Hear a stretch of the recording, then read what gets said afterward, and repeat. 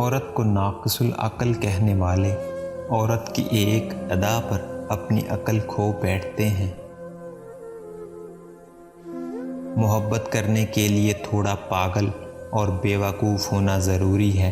عقل مند لوگ محبت نہیں تجارت کرتے ہیں اور خسارہ دیکھ کر اپنی راہ بدل لیتے ہیں۔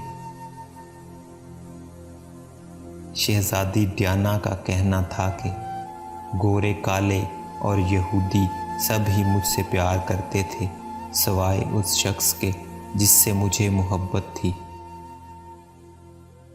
دنیا کی سب سے مہنگی چیز عورت ہے اور دنیا میں سب سے سستی چیز بھی عورت ہے۔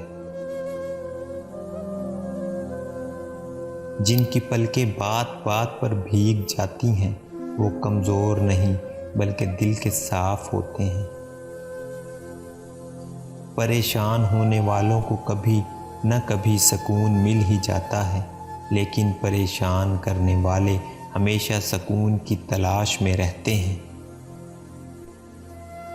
عورت اس وقت مرد کے لیے بے چین بے قرار ہو جاتی ہے جب مرد اسے ذرا سی بھی لاپرواہی دکھاتا ہے جس سے وہ بے حد محبت کرتی ہے۔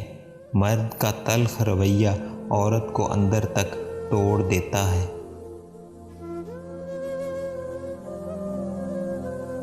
ایک بیوی اپنے شوہر کو گھر میں علیحدگی پر مجبور کرتی ہے، مگر وہی عورت والدین کے گھر جا کر بھائیوں کو اکٹھا رہنے کی تلقین کرتی ہے۔